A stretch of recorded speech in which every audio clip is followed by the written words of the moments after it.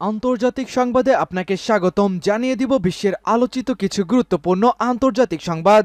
বন্ধু থেকে এবার পুরোপুরি শত্রুতে পরিণত হয়েছে ইসরায়েলে। মার্কিন সহায়তা আটকে দেওয়ার হুমকি দিয়েছেন প্রেসিডেন্ট জো বাইডেন। ধীরে ধীরে একঘরে হয়ে যাচ্ছে নেতানিয়াহু। গোটা বিশ্ব থেকে একের পর এক বয়কট হচ্ছে ইসরায়েলি পণ্য। ইহুদিদের থেকে এবার মুখ ফিরিয়ে নিতে শুরু করছেন সকল গুরুত্বপূর্ণ এবং ক্ষমতাশালী নেতারা।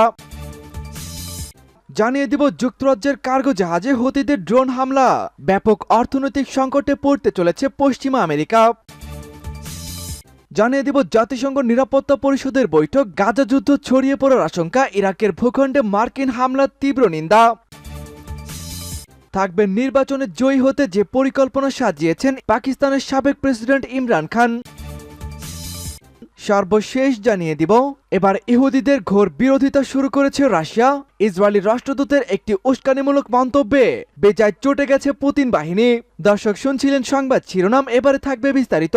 তার আগে আমাদের ভিডিওটিতে একটি লাইক দিন এবং চ্যানেলটি সাবস্ক্রাইব করে পরবর্তী আপডেট সংবাদ সবার আগে পেতে আমাদের সাথেই জুড়ে থাকুন।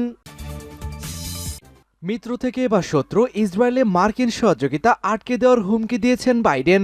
ইসরায়েলকে সামরিক সহযোগিতা দিতে মার্কিন প্রতিনিধি পরিষদের রিপাবলিকান সমর্থিত একটি একক বিলে ভেটো দিতে পারেন মার্কিন প্রেসিডেন্ট জো বাইডেন।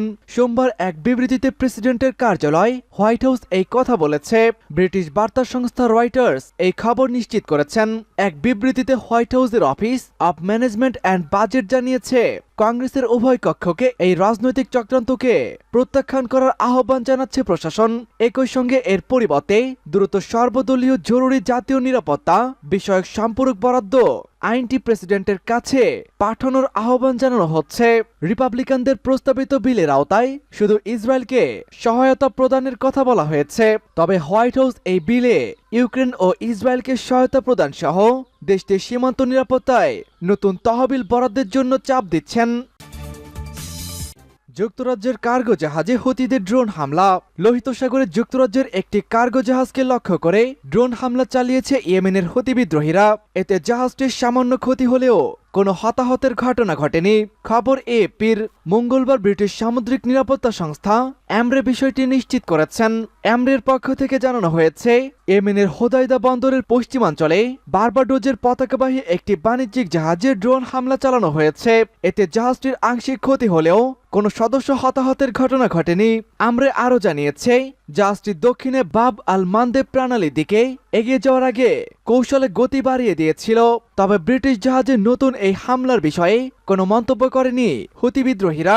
গেল বছর হামাস ও ইসরায়েল সংঘাত শুরুর পর থেকেই লোহিত সাগরের সামরিক ও বাণিজ্যিক জাহাজে হামলা চালিয়ে যাচ্ছে হুতি যোদ্ধারা। এ হামলার জবাবে ইয়েমেনের বিভিন্ন ক্ষেপণাস্ত্র লক্ষ্য করে পাল্টা হামলা চালাচ্ছে মার্কিন ও ব্রিটিশ নৌবাহিনী। সর্বশেষ রোববার হুতিদের ক্রুজ মিসাইল ও 4টি জাহাজ বিধ্বংসী ক্ষেপণাস্ত্রকে লক্ষ্য করে হামলা চালিয়েছে যুক্তরাষ্ট্র। জাতিসংঘ নিরাপত্তা পরিষদের বৈঠক। গাজা যুদ্ধ ছড়িয়ে পড়ার আশঙ্কা। ইরাকের ভূখণ্ডে মার্কিন হামলার তীব্র নিন্দা। ইরাকি ভূখণ্ডে তৎপর সন্ত্রাসবিরোধী প্রতিরোধকামী সংগঠনগুলোর অবস্থানে মার্কিন বিমান হামলার কঠোর নিন্দা করেছে জাতিসংঘে নিযুক্ত ইরানি উপস্থায়ী প্রতিনিধি আব্বাস কাদম ওবায়দ আল ফাতলাউই। একই সঙ্গে তিনি মধ্যপ্রাচ্যের সংকটের বিস্তার ঘটার বিষয়ে হুঁশিয়ারি উচ্চারণ করেছেন। গতকাল বিকালে জাতিসংঘ নিরাপত্তা পরিষদের জরুরি অধিবেশনে তিনি বলেন, মধ্যপ্রাচ্যে যত সংকট চলছে তার প্রত্যেকটি পরস্পরের সঙ্গে সম্পর্কযুক্ত। তিনি বলেছেন, সার্বিক পরিস্থিতি মাথায় রেখে সংকট বিস্তারের বিরুদ্ধে ইরাক আগেই সতর্ক করেছে এবং আঞ্চলিক বিষয়ে যথেষ্ট ভারসাম্যপূর্ণ নীতি অনুসরণ করেছে। ইরাকের এই কূটনৈতিক বলেন, কয়েকটি মিত্র দেশ যা বাহুল্য এবং অযৌক্তিক অজুহাত তুলে ইরাকের সার্বভৌমত্বকে লঙ্ঘন করে যে হামলা চালিয়েছে তা মোটেও গ্রহণযোগ্য নয়। বাগদাদ সরকার এর তীব্র নিন্দা করেছেন। তিনি আরো বলেন, হামলার বিষয়ে যে অজুহাত দেখানো হচ্ছে বাগদাদ সরকার তা সুনির্দিষ্টভাবে প্রত্যাখ্যান করেছেন। আব্বাস কাদম বলেন, আমাদের সামরিক ঘাঁটিগুলোর উপর যে কোনো ধরনের হামলাকে আমরা প্রত্যাখ্যান করি যা আমাদের জাতীয় সার্বভৌমত্ব ও নিরাপত্তার মারাত্মক লঙ্ঘন করে। সমস্ত দেশের ভৌগোলিক অখণ্ডতা এই নিরাপত্তা পরিষদের রক্ষা করতে হবে। নির্বাচনে জয়ী হতে যে পরিকল্পনা সাজিয়েছে ইমরান খান। পাকিস্তানের সাবেক প্রধানমন্ত্রী ও পাকিস্তান তেহরিক ইনসাফের সভাপতি ইমরান খান একের পর এক মামলায় সাজা পেয়ে কারাগারে রয়েছেন। মনোনয়নপত্র বাতিল হয়ে যাওয়ায় নিজের নির্বাচনে অংশ নিতে পারছেন না। দলের শীর্ষ অনেক নেতাই কারাগারে বন্দী, দলীয় প্রতীক বরাদ্দ পাননি। ফলে দলের ব্যানার থেকে বাকিরা নির্বাচনে অংশ নিতে পারছেন না, অংশ নিতে হচ্ছে স্বতন্ত্র হিসাবে। তবে এখনো আশা ছাড়েনি ইমরান খান ও তার দল পাকিস্তান তেহরিক ইনসাফ। আগামী ৮ ফেব্রুয়ারি পাকিস্তানের জাতীয় নির্বাচনে ভোট গ্রহণ অনুষ্ঠিত হবে। নির্বাচনের তারিখ ঘোষণার আগে থেকেই পিটিআই নেতাকর্মীদের ব্যাপক ধরপাকড় করা হচ্ছে। নির্বাচনী প্রচারেও তাদের সশরীরে খুব একটা দেখা যাচ্ছে না। এবার পিটিআই সামাজিক যোগাযোগ মাধ্যমকে হাতিয়ার বানিয়ে প্রশাসনের বিরুদ্ধে পাল্টা জবাব এবং নির্বাচনী প্রচার চালিয়ে যাচ্ছেন।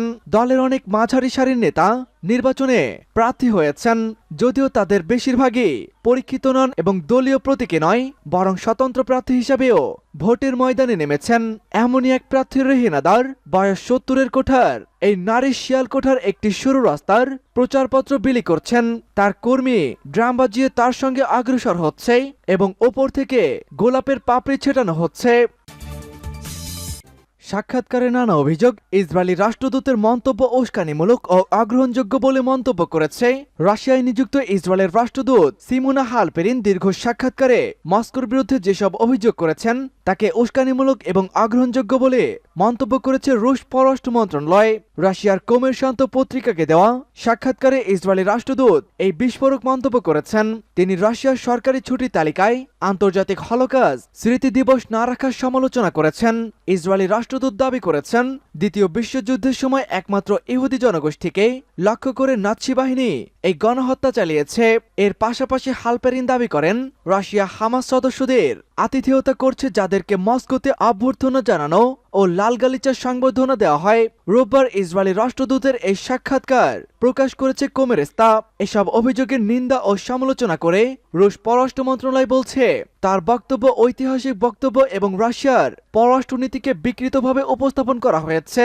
রুশ পররাষ্ট্র মন্ত্রণালয় সুস্পষ্ট করে বলেছেন, আন্তর্জাতিক সমস্ত গুরুত্বপূর্ণ ও গ্রহণযোগ্য তথ্য ও দলিল প্রমাণ থেকে পরিষ্কার যে শুধুমাত্র ইহুদি জনগোষ্ঠীকে লক্ষ্য করে নাৎসি বাহিনী গণহত্যা চালায়নি, বরং সে সময় বিভিন্ন জাতিগোষ্ঠীর বিরুদ্ধে এই গণহত্যা পরিচালিত হয়েছে। ইসরায়েলের রাষ্ট্রদূত হলোকস্ট নিয়ে যে বক্তব্য দিয়েছেন তা মোটেও সঠিক নয়।